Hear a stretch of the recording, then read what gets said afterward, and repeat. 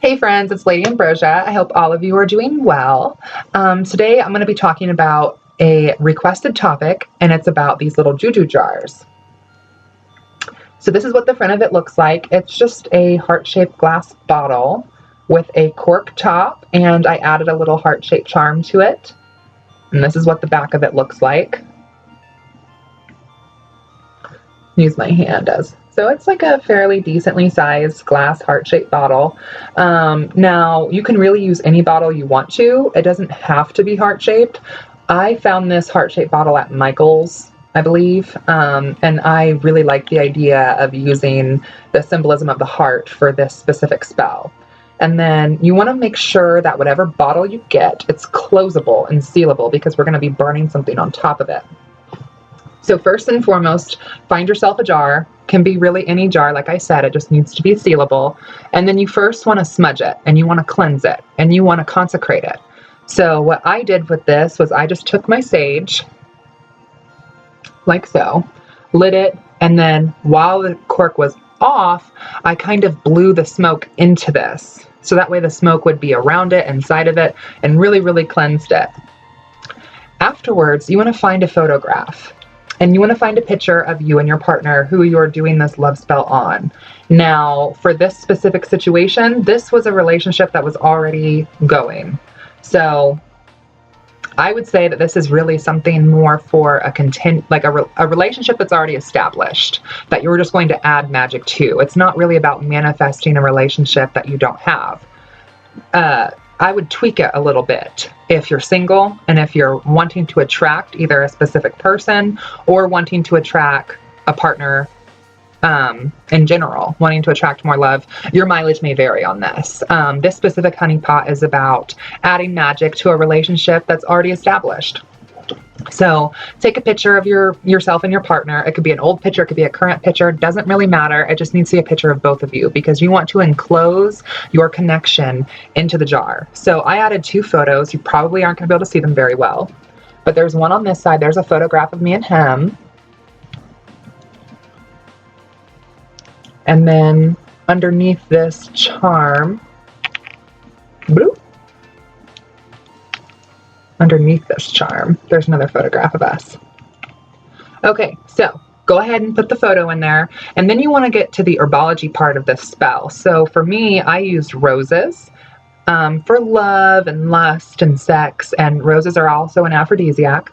I used jasmine, which is also known to be kind of like a charming plant, kind of like seduction and charm and chemistry and connection and friendship is typically what jasmine is associated with. I also added lavender for like peace and relaxation, no stress, no bullshit in the relationship. You want a peaceful, calm, smooth sailing situation, as well as chamomile for the same reasons. And then I also added rose oil for the same reason I added the dried rose buds. And I added jasmine oil for the same reason I added the dried jasmine. And then I added patchouli oil, which has many uses, but it's also an aphrodisiac, and it's also associated with the element of earth and wealth. And you want your relationship to be abundant. You want to be happy, stress-free, great sex, great chemistry, great connection. You want to have a friendship. You want to live an abundant life with this person. So that is kind of the correspondence that I used in this specific spell. Okay, once you do that, you're going to start getting to the liquid portion of this specific jar. So what I used was honey, and hence why it's like a honey pot. A lot of practitioners will fill the whole jar up with honey, and that's totally fine if that's how you want to do it. That is not how I did this specific one, and I'm getting ready to tell you why. So honey is typically used to sweeten up a situation. So like for court dates, relationships, your enemies, honey sweetens things up. It brings the air of sweetness to whatever you're using the honey in.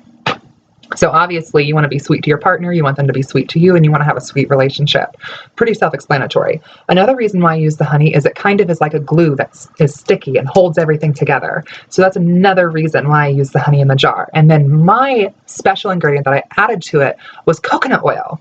I think this is a very underrated oil as far as the witchy community goes, because in the health community, coconut oil has so many benefits. It's great for your teeth. It's great for your skin. It's great for your hair.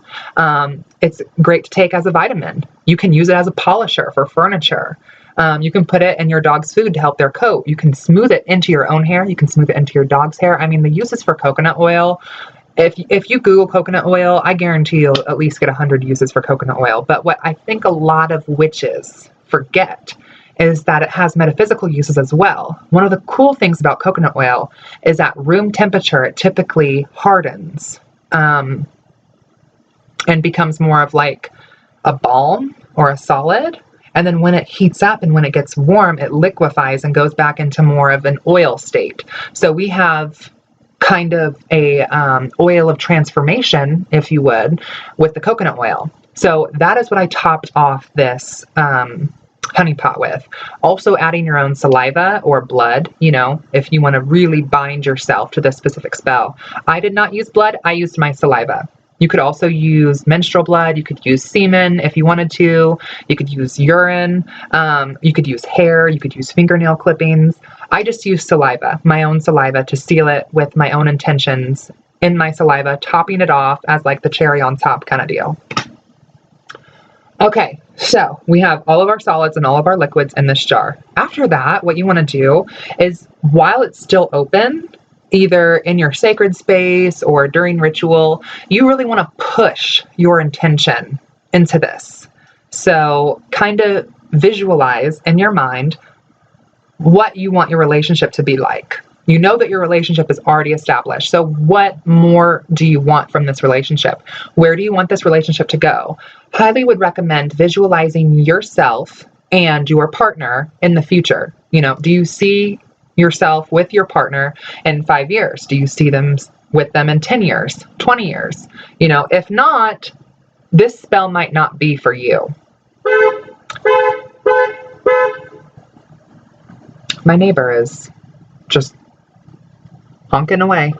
Anyway, sorry, I got distracted. Okay, so if you do not see yourself with this person long term, I would not recommend doing this. Also, do you see yourself with this person living together? Maybe you're not living together right now. Maybe you'd like to. Think about that. Visualize that. Push that into the jar. Do you see yourself getting married to this person? You know, what does your wedding look like? Think about that. Visualize that and push that into the jar. Do you see yourself having child with this person? Either, you know, having genetic children, surrogacy, adoption, whatever the case may be. Your mileage may vary, but do you see that in your future as a couple? And if so, you need to be pushing that intention into the jar. So really think about your relationship, really think about where it stands, and really think about where you want your relationship to go and how you want it to progress.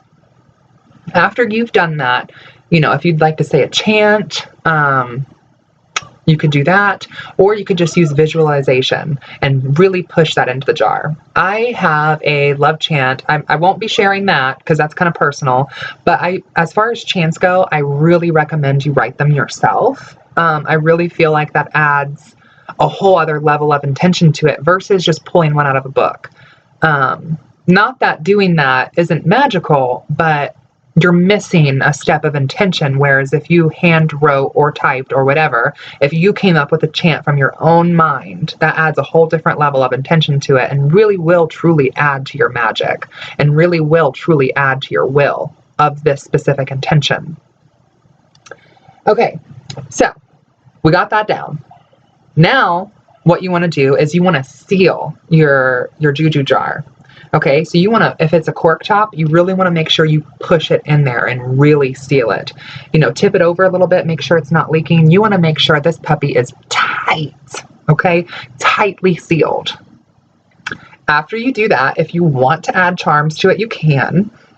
For mine, I just used some hemp and I tied this keychain around it. Okay, it doesn't have to be fancy. You really don't have to do this step at all. I liked adding the crystal heart to it just for aesthetic reasons, really, and I thought it was pretty. So, and when I see this, I'm like, oh, it's so cute, you know? So you don't have to do the charm if you don't want to. You could take this a step further and you could enchant the charm to, you know, charge this if you'd like. You could use a crystal charm. You could do whatever you want. It doesn't have to be exactly like this. But if you want to put a charm on it, do that part now. So tie the charm around the top, the base of the bottle. That's another reason why cork bottles are really nice, is because they're shaped perfectly to add charms to. And they're just like, I like the aesthetic of the cork top. Okay, so then we're going to get to the top of the jar. So what this is here, there's your cork top. I can't words today. There's your cork top. All of that around it is candle wax. So what you want to do is you want to select colors, and this is utilizing candle magic. You want to select colors for this Juju jar that correspond with your intention. So for me, what I did was I used one red candle. This one red candle represented love and sex and fiery passion in our relationship. Because that, for me, is an important part of our relationship. It's already great. Okay, it's already wonderful, but I would like to increase that and make it even better and make it, you can never really, it can't really be too good. You know what I mean? So adding a little bit of extra oomph to it is up my alley. And you know that if I don't know how many of you watch Lunar Wisdom's channel, but I was on her show where we also talked about sex magic and sexual vampirism, and I'm all about that. So hence adding the red candles for that. I want to aid to that, and I want to keep that in this relationship, and I want to make it stronger and add more passion and make it more oomph. I wish I had a better word than oomph, but that's the red candle. The black candle represents protection of our relationship from outside forces or from each other, from, tearing each other apart, bickering back and forth. Sometimes finances can cause stress in our relationship. Sometimes family can cause stress in our relationship. There's a lot of outside factors that sometimes can deployment, it could be anything, but I added the black candle to protect our relationship from forces that might try to pull us apart. Okay. Now, the white candle, because I told you I used black, red, and white. So the red candle was for love, sex, and fiery passion. The black candle was for protection of our relationship from outside forces or from, or from our shadow selves, Because those of you who have been in a long-term relationship, you know what I'm talking about when I'm talking about this. So, and then the white candle, what I used for that was to kind of illuminate parts of our relationship for us so that we could see the best route to go. Like we are working on we live in a townhouse now, and we're looking at becoming homeowners. And that is a huge step. And we are kind of maybe getting married. We're not engaged, but I think it's coming. That's another story. But so the white candle was to illuminate the future of our relationship so we could really see where we were going. I know, and he knows, that we both want to spend, the game plan is that we want to spend the rest of our life with each other, of course, right? Why would we be wasting our time? Of course, we both want to do that. However, sometimes it's unclear, like, do we want to stay in this state? Do we want to move to this state? Do I want to transfer to, this company? Do I want to go to that company? Do we want to have kids? Do we want to get a house? Do we want to stay in a condo? There's a lot of choices that you're going to be making as a couple. And that's why I added the white candle to it. So would be another time where you could push your intention into the candle. You could dress this candle with the same herbs and oils that you put into the honey pot. Then you can go ahead and light the candle, say a chant if you'd like, let it burn all the way down. Let the candles burn all over the jar, and the candle wax will also further help seal your jar, so it'll be even more enclosed and even more protected and even more secured. And then once you have that, you're done. That's the end of it. So the magic is done, the magic is there, and you have kind of a Juju jar representing your magic. Now, going back to the coconut oil, the great thing about this is as the temperature drops and rises in your house, depending on where you keep this, it kind of releases a little bit of magic when you might need it, because the coconut jar is hardened. So right now it's at room temperature, but if this were to be in the kitchen or a bathroom, or if it were to get hot, this would turn back, in this white part here where the coconut oil is, this would turn back into an oil, releasing more of its magic. See? So this was just my little honey pot jar. And like I said, your mileage may vary. This is just how I did it. So don't feel like I'm telling you this is exactly step by step you have to do it. In fact, I actually would encourage you to kind of tweak it and make it your own, because that's what makes things magical. So, but thank you guys for watching, and until next time, many blessings, guys.